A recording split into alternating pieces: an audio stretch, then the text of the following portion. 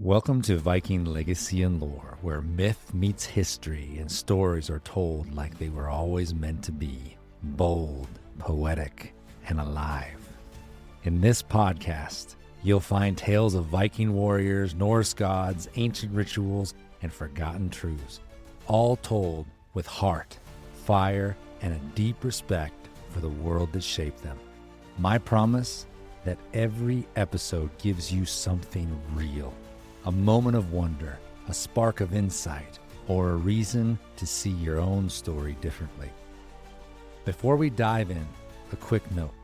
We're giving away an incredible book, The Saga of the Icelanders.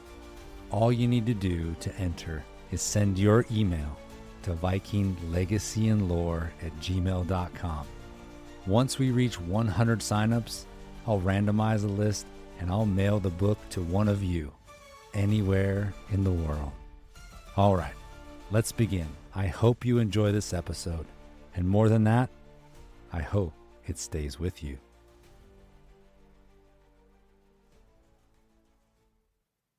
You smell it before you see it. Rotting moss, damp hair, and something like blood baked onto old stone.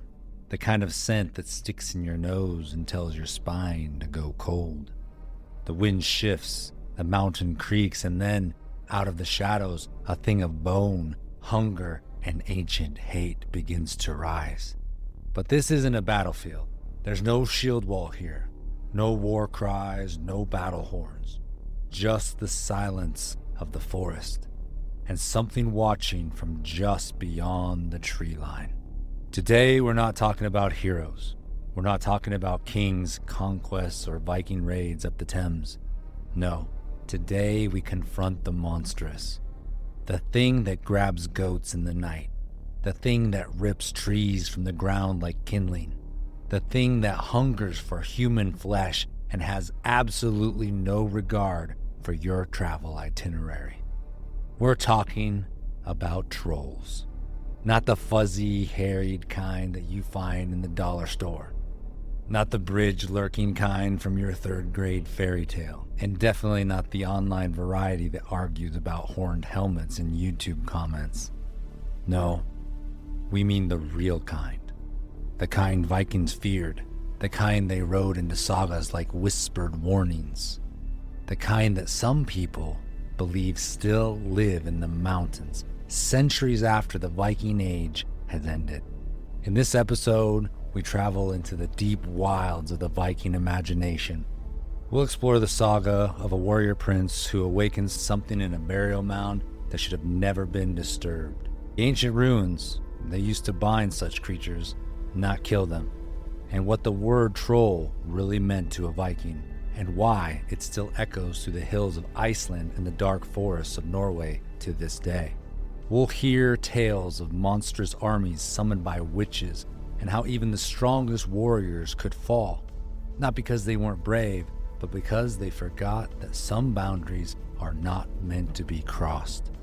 We'll talk about ruins, rage, rocks that remember, and fear that doesn't die with the dawn. Because trolls aren't just stories. They are the wild personified. They are boundaries, guardians, echoes of time before time. They are what rises when the land is angry and when we forget our place in it. So light your torch, stay near the fire, because the question we're asking today isn't just, did they believe in trolls? It's this: could something like them still be hidden in the forgotten wilds of the north? They say there's a place in the far north where even the wind forgets how to breathe. A rise of land, round as a shield, older than the oldest village. The locals call it Bone Mound, but only when they have to. No birds perch there, no flowers grow. Even moss dies trying to cling to its stones. And the people in the valley below, they don't speak its name after sundown. But not every man listens to the warnings. The warrior prince, he had heard the stories. He'd seen the villagers' eyes go glassy when he asked about the hill. But he was not from that valley, and he didn't fear the stone. He was tall, broad-shouldered, with a wolfskin cloak slung over his back and a sword at his side. a sword that had tasted blood on 3 continents. His people sang songs about his duels and his daring. They said his breath was like iron and his shadow was like thunderclouds, and yet, as he neared the top of the hill, even he began to feel it. The air thinned, the trees leaned away. The sky, cloudless moments ago, lowered like a lid. Behind him trudged his companion, a scout from the region, a nervous man with a sharp eye and a sharper instinct for survival. "We shouldn't be here," the scout said, voice low as pine needles. "This place is sealed. It's sealed for a reason." The prince kept walking. At the summit stood a cairn, a stack of black stones, each one carved with runes. Most were faded with age, but one stood out, fresh, almost warm to the touch, bound in blood, woken by pride. The prince tilted his head. A warning or a dare? The scout didn't answer. He had already taken a step backward. That night, they made camp by the cairn. No fire. The stars watched from above, silent and cold. The wind dropped. The mist rolled in. Not from the valley, but from the ground itself. It crept in slow like fingers. Then came the sound. Not loud, not sudden, just the slow grind of stone on stone. The cairn shifted. One stone slid aside by itself, and from the dark beneath it, a hand emerged, long, gray, thick with old scars. Its fingers ended in iron-colored claws, its knuckles bent backwards. Then came the arm, then a shoulder, then a head. A head too large, with eyes like embers burned in ash. It rose, not like a man climbing out of a grave, but like a mountain remembering how to move. The creature was taller than a doorframe, wider than a bull. Its back was hunched. Its skin looked like frozen bark. Tusks curled from the corners of its mouth. Its breath steamed in the cold air, and it smelled like soil that had been soaked in blood and forgotten. The prince stood. He didn't reach for a sword, not yet. The creature looked at him and spoke. "You have broken the seal." Its voice was like a glacier cracking in spring, deep, slow, cold. "Are you its keeper?" the prince asked. The creature smiled, a horrible, cracked expression. "I was a man, then a giant, then bound." It took a step forward. The ground shuddered. The scout behind the prince panicked and then turned to run. The troll moved like lightning, snatched him by the leg and slammed him into the cairn with a crack that echoed down into the trees. He didn't get up. Now, the prince drew his sword. Steel met starlight. He charged and the troll met him mid-step. The two collided like wolves. The prince drove his blade into the creature's thigh. It sank in, barely. Black blood spilled, thick and sticky as tar. The troll didn't flinch. It swung one massive arm, sending the prince tumbling through the frost-coated grass. He rolled, stood, and limped. And then he saw it. The ruin on the cairn. It was glowing. The stone that said bound in blood. The prince dropped his sword, and he bit the palm of his hand deep, and he pressed it against the ruin, and it flashed bright red, then gold. Then the troll roared, not in pain, but in recognition. It froze. One foot turned into stone, then the leg, then the chest, and with a final snarling exhale, the creature's head turned into granite, solid, still, silent. By dawn, the hill was empty. Only the warrior remained. He stood beside the now quiet cairn, gripping the hilt of his sword like it was the only warm thing in the world. His companion was gone. Whether taken by wolves or gods, no one would say. The prince wiped his palm on his cloak and stared at the stone face of the creature. "It's not dead," he said aloud, voice raw. "It's waiting." And he walked away, never to return. But in that valley, they still whisper about the hill. They say that when the mist rises without reason, when goats vanish from their pens, when you hear the cracking sound that isn't ice, it's because the warrior prince wasn't the last to climb the hill, just the last to walk back down. To understand how the Norse viewed trolls, we must first forget everything we think we know about monsters. In the Viking world, trolls were not fictional. They were not the bad guys in a two-dimensional myth. They were deeply integrated into how the Norse explained the world around them. From thunder and avalanche to grief and madness, trolls were the Norse language of fear. Not abstract fear, but tangible, topographical fear.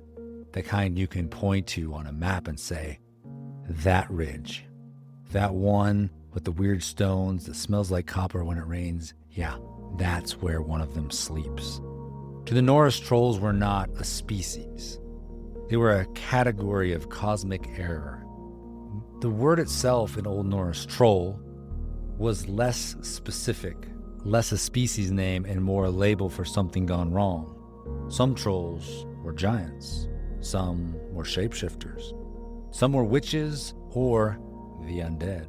Some were things that had once been human, now mutated by isolation, curses, or ancient power. It was as if the word troll meant this thing doesn't obey the laws of men, gods, or nature. The word troll doesn't always mean a creature. In early text, it has a variety of meanings, describing a person experiencing psychosomatic condition, meaning physical reaction that originates from emotional or mental distress. To be taken by a troll could mean to literally be bewitched, cursed, or mentally shattered. That's right, before trolls were big and hairy, they were emotional and existential. So yes, your Viking ancestors might have been afraid of a 10-foot tall troll in the woods, but they were equally afraid of what a troll could do to your mind, to your honor, or to your soul. In story after story, trolls don't just live anywhere. They live in between places, spots that are on the edge of the world people know and the world of the unknown. They were gateways, doors to another world. In fact, one of the oldest descriptions of trolls comes from a 9th century skald who describes a troll as being he who dwells in caves, under stones, or in the dark corners of the earth. Trolls were not just enemies. They were landmarks of forgotten truths. In culture, it wasn't unusual for warriors to leave offerings at stones or hills they thought might house trolls, not to appease them, but to avoid waking them. Sometimes Vikings didn't want to fight the troll. They wanted to respect the boundary it enforced. You don't fight a mountain, you bow to it, and you avoid it entirely. The Norse didn't have therapy, they had sagas. And trolls were often what you got when the story couldn't bear to name the trauma directly. A family that vanished into the snow, well, a troll took them. A child who lost their voice after seeing something in the woods, a troll touched them. A warrior who returned from the wild, different, angry, cruel, broken. The troll didn't kill him, it changed him. They weren't monsters in the sense of evil. They were embodiments of things impossible to cope with, and grief that hadn't healed. In this way, trolls were more than beasts. Now let's get academic for a moment, or maybe a little bit philosophical. In one of the most sacred poems in the Poetic Edda, the seeress describes a world before Odin, before Asgard, before creation itself. And who was already there? Giant troll women. That's right, trolls predate the gods. They are not just older, they are pre-cosmic. Before the 9 realms were made, trolls were already hiding in the corners of nothing. That changes the whole game. Could Ymir be a troll?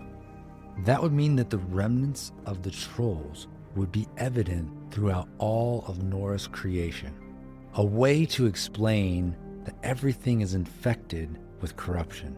Could it be Ymir's revenge? Now comes the most important part of the Norse mythology. Trolls weren't just monsters to kill. They were tests. In Saga tradition, every hero who meets a troll isn't just fighting a beast. They're confronting their own flaw. Arrogance, rage, curiosity gone too far, pride that refuses to listen. If the hero fails the test, the troll destroys them. If they pass, it's never by slaying the troll. It's by binding it, by offering blood, by learning the lesson. Halfdan, in our story we just read moments ago, he doesn't kill the troll. He doesn't slay the creature. He seals it with blood, drawn from his own hand, offered not in triumph, but in atonement. The ruin accepts the sacrifice. The earth falls silent. And when he walks away, it's not just as a victor, but as a man who knows he came too close to something that remembers the world before men had names. That's Viking storytelling at its most profound. In many versions of Norse folklore, the way to defeat a troll isn't to out it. It's to outwit it, outweigh it, or recognize it in yourself. Some sagas even hint that the greatest warrior feared becoming trolls themselves, not by curse, but by losing their humanity to rage. So the next time someone tells you trolls are fairy tale nonsense, remind them trolls were older than Odin, more clever than the legends admit, and far more frightening than fangs or claws, because they didn't just stalk the forest, they hunted the corners of the mind. You think the Viking Age ended and the trolls just clocked out? Like, well, the Christians are here and it's time to clean out the cave, clock out and retire to some scenic fjord and journal our feelings and get into baking sourdough bread. No. If anything, trolls got weirder, more stubborn, and wildly more folkloric after the Viking Age. Trolls survived the fall of Asgard, the rise of Christianity, and somehow found their way into Netflix and Icelandic road planning committees. And, of course, that one uncle who swears he saw something in the fog near Trondheim in 1983. When Christianity came knocking, showing up with scripture, sanctimony, and a holy urge to redecorate everything pagan, the old gods began to fade. But the trolls, they pivoted. They shapeshift from saga titans into rural weirdos of Scandinavian folk belief. You know the type that live in a cave and guard bridges, smell like wet pine and goat hair, the kind that get angry if you build a church too close to their hill, and were quite possibly allergic to church bells. One of the biggest folklore shifts, trolls began to fossilize, as in literally, they turned to stone in sunlight. This shift is usually chalked up to Christian influence and a Christian metaphor. Light equals God, troll equals evil or ignorance, and light prevails. But here's another theory, and it's one the sagas won't say out loud. What if the trolls of the post-Viking Age weren't monsters at all, but people? Not just any people, pagans, those who refused to convert when Christianity swept across the land, waving incense and declaring the old ways dead. The unbaptized, the stubborn, the unwelcome, they were pushed to the margins, out of the villages and into the hills. They lived in the forests, under bridges, behind waterfalls, not because they were mythical creatures, but because they had no place in the new world. No homes, no clean clothes, no church bells, and slowly over generations their stories twisted, from men in rags to monsters in shadows, from outcasts to ogres, from human to troll. It makes a chilling kind of sense. Fast forward to the present day. Now, trolls are actually sabotaging infrastructure. In 2012, Iceland's road agency actually halted a highway project because locals protested it would disturb a boulder known as a troll home. Eyewitnesses claimed machinery kept mysteriously breaking down, and workers became injured unexpectedly. Strange lights were seen around the site. Now, is that true? Did science explain it? Sure. But nevertheless, the trolls rerouted the road. In the 21st century, a major world government replanned a highway because of alleged troll real estate. Ever hiked in Norway or Iceland? No? Me either. But maybe someday.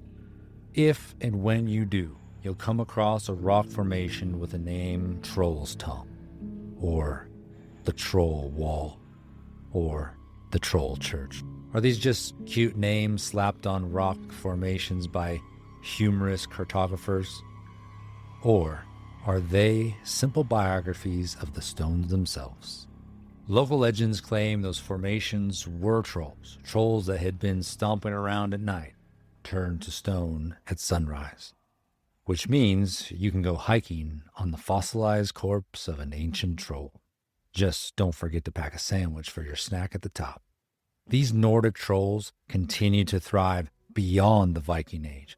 This is another reason why the word Viking is way bigger than what the Norse used to do a few months out of the year. The whole entire age has so much influence in our modern world. We don't hardly comprehend the amount. Not only that, but this influence didn't come from just one country. It came from Norway, from Iceland, from Greenland, from the Danes, from Normandy. And so the next time someone trolls you by saying Viking was just a verb, not a noun, just realize that they have a small view of the Viking Age and fail to comprehend its grandeur and its influence and its significance in people's lives today. I digress. Back to trolls. Tolkien gave us trolls, again, influenced by Norse mythology. You can also listen to the episode on Andvari's Ring to hear more of Tolkien's influence by Norse mythology. Tolkien's version of the troll was a brutish cave beast, dumb muscle for the forces of darkness, often paired with poor grammar and a club. In more modern times, we see movies made about trolls. In 2010, The Troll Hunter. In 2022, Netflix came out with Troll. And yes, even Frozen gave us trolls. But let's be honest, those were closer to sentimental mossballs in a musical therapy group. Still, the roots are there. Even cute trolls remain avatars of ancient chaos. This isn't a departure from Norse thinking because, as we have seen, they recognize trolls as having power over the mind. So then, what if trolls still exist? Not in mountains or fairy tales, but in us. In Jungian psychology, monsters often symbolize the shadow self, the parts of us we bury, deny, or refuse to name. And trolls? They're perfect shadows, born from what we refuse to face, shaped by old trauma, sleeping beneath the surface of our routines. You want a modern troll? Try the voice in your head that says you're not good enough, or the resentment you feed in secret. Try that rage that flares up like a storm, or the fear that keeps you from climbing your own mountain. That is a troll. But like the sagas teach us, you don't always kill a troll. You bind it, you name it, you keep it from waking up in the dark. Here's the thing, trolls were never just about claws or teeth. They were about boundaries. They guarded hills we shouldn't climb, mounds we shouldn't open, feelings we shouldn't ignore, and powers we shouldn't crave. They're the embodiment of don't go there. And when you do, they rise. So yes, trolls may turn into stone in sunlight, but the question is, who's still wandering in the dark? In the golden age of heroes, there lived a king whose name lit the sky like the northern star.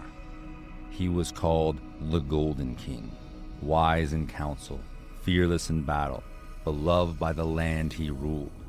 His hall rang with laughter, his warriors drank like thunder, and peace settled over his kingdom like snow upon the mountaintops. But beneath every golden crown, the shadow, and her name, well, it was Sister. She came from the same blood, but not the same soul. She smiled with her lips, but never with her eyes. And though she sat at his table and raised her cup in toast, she listened, she watched, she waited. For the day she would take it all. They say that she studied the old ways, not the honored rites of the ancestors, but the forbidden ones. While the priests blessed with oil, she whispered to bones. While the seers read ruins, she spoke to the dead. She laid her hands on the skulls of wolves and dreamed in the tongues of spirits. She was a queen, yes, but in secret, she was also a witch. And when she turned her heart to war, she didn't call for swords. She called for what slept beneath the earth. From the cold forests, from the caves hidden beyond the waterfalls, From burial mounds older than time, they came. Not men, not beasts, something in between. They were bent-back, tusked-faced, moss-skinned creatures. They smelled of the river mud. Some had teeth like carved bone, others moved like smoke. A few still wore the scraps of what they once were, warriors who died badly, called back with blood. Trolls, undead, beasts carved from a nightmare and sealed with spells. They did not march, they lumbered. They did not chant, they groaned. And where they passed, the grass did not grow again. At the center of them rode the witch, her eyes full of stars, her hands dripping with power. Word reached the Golden King. He gathered his champions, the finest warriors in the north, men whose names sang like swords through the Saga sky. And among them was the bare-hearted one. He was not loud, he did not boast, but in battle, they said, he changed. That a great bear walked where he fought, that his spirit became claw and rage and roar, tearing through the enemy like a storm wrapped in fur. The king and his warriors rode to meet the witch and her creatures on the field that still stinks of ash to this day. At first, it was quiet. Then the wind changed, and they arrived. The trolls, the risen, cursed, with no banners, no horns, only breath like smoke and eyes like ember stone. They fell upon the king's army like a wave of bone and hunger. And for a while, the heroes held. They cut down monsters, they shattered skulls, they roared and cheered, but the enemy did not fall because they did not fear death. They'd already died once. And then a moment of silence. The bare-hearted one, he didn't rise from his tent that morning. He lay there gripped by a spell woven by the witch herself. His bare spirit was on the field, but not his body. A soul without a vessel, a claw without a hand. The king looked across the battlefield and didn't see his fiercest warrior. He knew then he would not see the dawn. He fell with 3 spears in his chest, and the bear vanished. The spell broke, the warrior awoke, and he ran to the field, heart full of fire. He saw his king, his brother, dead among the stones. He saw trolls feasting where songs should have been sung. He became the bear, the man and beast, bound by fury. He ripped through the enemy like a flood through the frost. But even rage has its limits, and the witch, she did not. By sunset, the Golden King's hall was dark, his throne empty, his people scattered, and the witch, she ruled, for a time. Some say the trolls turned on her, others say she vanished into the hills with her creatures, waiting to rise again. Still others say she was sealed beneath a mountain, bones turned to stone, but eyes still watching. And to this day, the valleys of the north, they say, if the mist comes early, if the wolves go silent, if the wind smells of wet ash, then she is near, and her army sleeps beneath your feet. Because this was no ordinary war. This was not a story of conquest. This was the tale of a woman who summoned what should have stayed buried, who traded love for power, who fed the earth with the gods had sealed. She won the crown, but the cost was everything else. So what do we make of all this? The burial mound, the blood-bound ruin, the witch and her troll army rising like a nightmare the world forgot to finish. It would be easy to call these just stories, just sagas carved from the old fears and colder winters. But if you've made it this far, you know better. Because the Norse didn't invent trolls to entertain children. They didn't carve ruins and bind blood just to pass the time. They told these stories because they understood something we are just beginning to remember. Trolls are not fantasy. They are a language for pain, for fear, for the thing that hunts us from the inside out. And the greatest Viking wisdom is this: you don't have to slay the troll, you just have to face it. Maybe your troll isn't a beast in a burial mound. Maybe it's a secret you've never said out loud. A fear you've kept locked behind sarcasm and small talk. A voice that says, you're not ready. You'll fail. Stay small.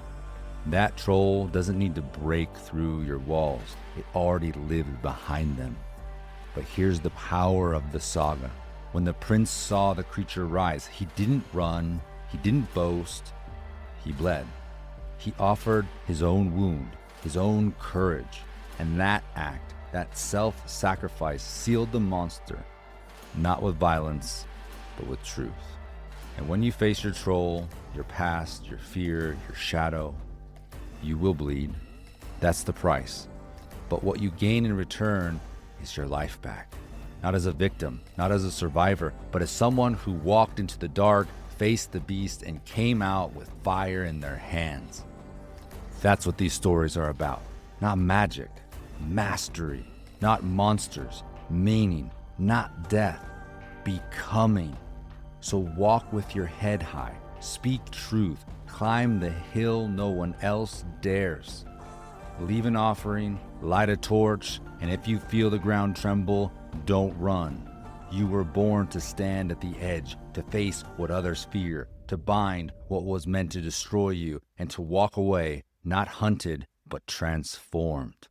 In just a moment, it'll be time to go, and there will be trolls to face, and you will become a legend.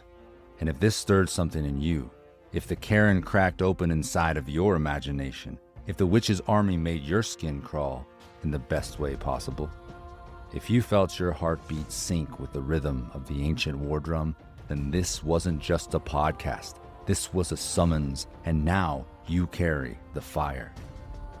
So here's what I ask. Don't let it stop with you.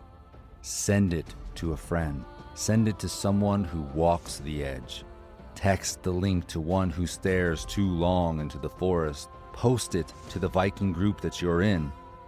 Drop it into the lore forums of Viking Legacy. The sagas must continue, because stories like this, they weren't made to live on playlists.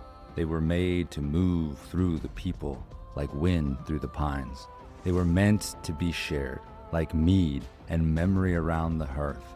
And if this tale woke up part of you, the part that knows courage isn't always loud, the part that honors wounds as proof of survival, the part that stands even when it's terrified, then leave us a review, not for vanity, but because it helps others find their way to the firelight. It helps the saga grow. It helps this living revival of Viking legacy and lore continue. So, if you haven't done so, follow, subscribe, come closer, because the next story has already begun. And lastly, be bold, be strong, and awaken the Viking in you.